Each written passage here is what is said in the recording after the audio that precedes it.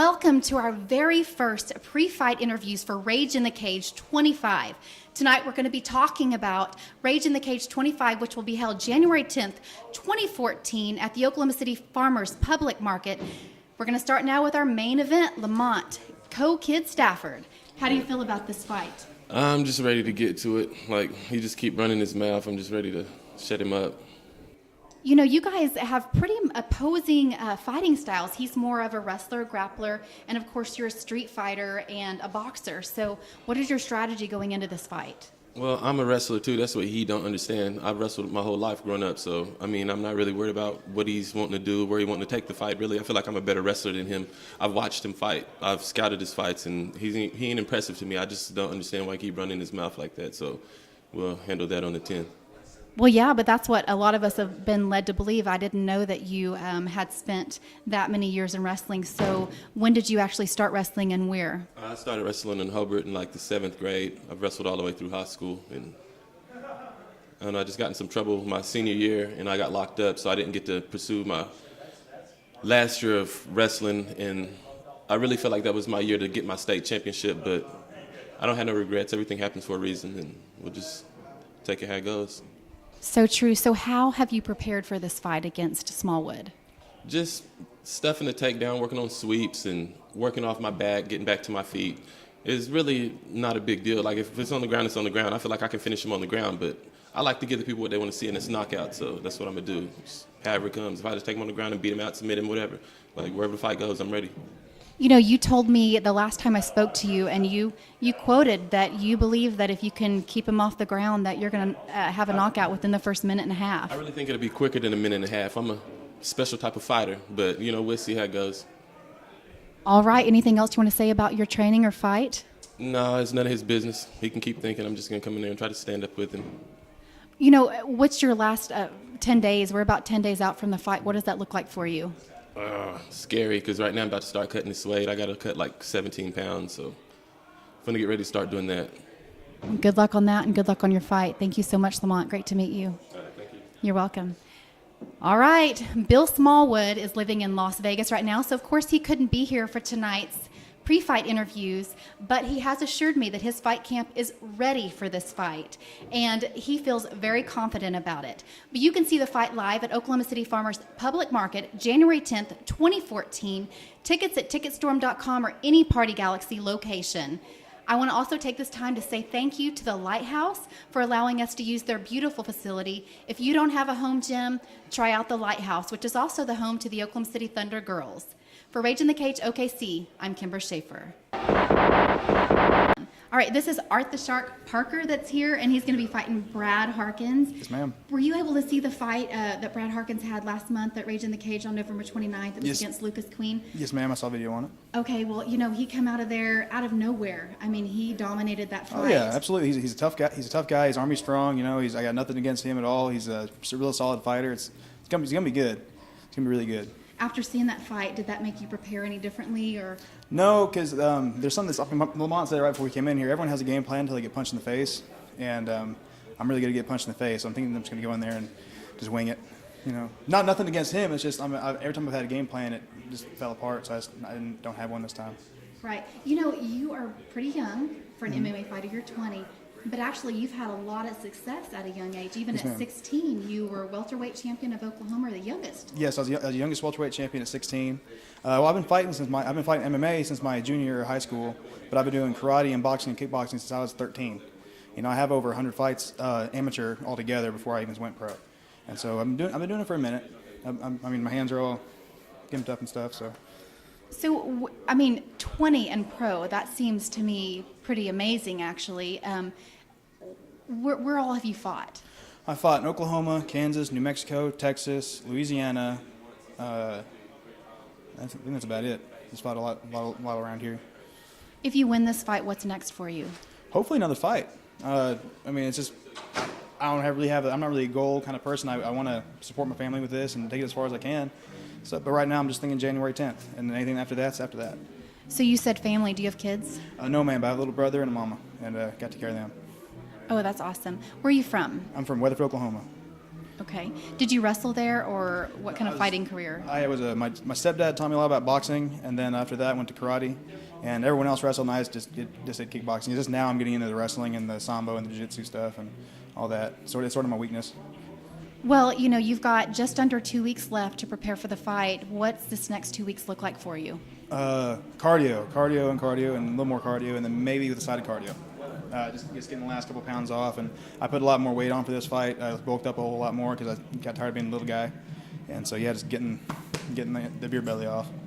Well, good luck on that one. That one's a tough one. I think that's the toughest fight. It is. The fighting's the easy part. I was kind of signature of always laughing as I'm going out of the cage. It's not a disrespectful thing. It's just really like the hard part's over. All the training, all the diet, all the having to stay in when everyone else goes out and has fun. That's over. Now it's just I get to punch someone in the face.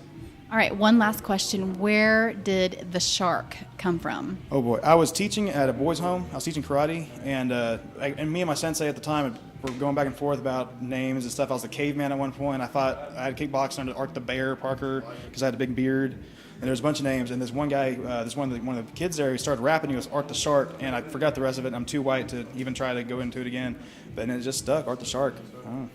I like it. It's really good. It flows. Yeah, exactly. It's great on a t-shirt. It is. Yeah, that's awesome. I'll have to see your t-shirt. I'll wear one. The one I had in the truck was all cut up, and I didn't want to wear it. So. All right. Well, I'll forgive you this time. Right, sounds good. Thank you so much, Art the Shark Parker, and good luck on your fight against Brad Harkins. All right, I'm here with Brad Harkins, and you're going to be fighting Art the Shark Parker on January 10th for Rage in the Cage. You guys have pretty similar records. You're 1-2, and then he's 2-2. So it seems like, on paper anyways, a pretty good matchup. What is your feelings on this one?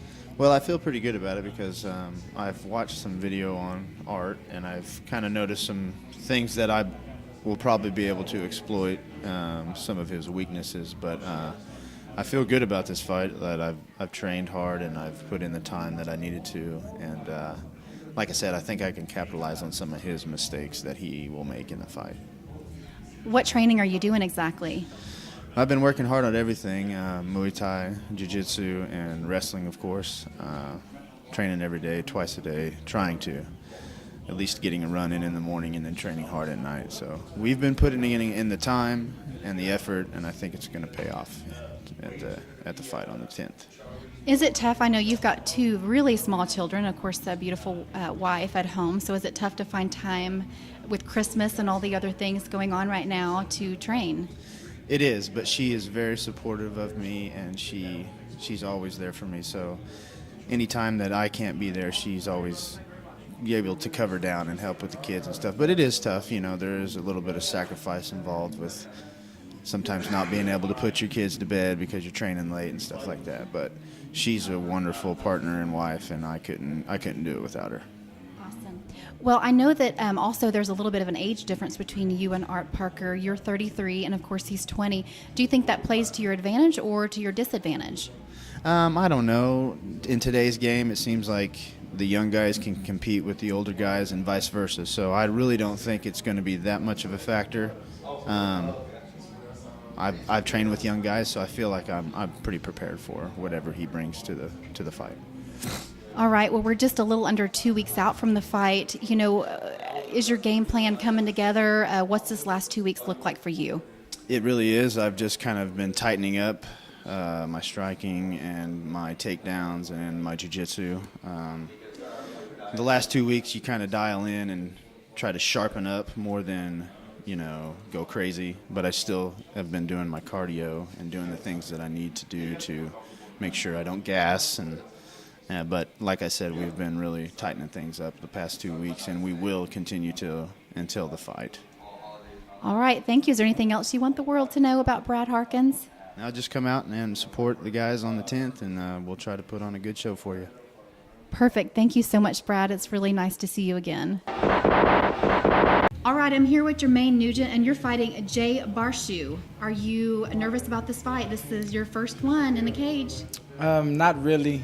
I come from a background where I always performed in high school sports, middle school sports, and just I have an entertainment background, so being nervous isn't really one of my qualities.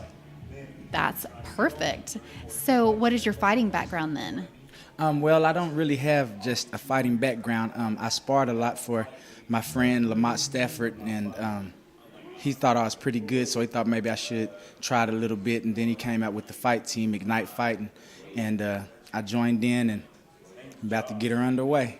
So you've not really boxed or wrestled or anything before this fight? Well, I have.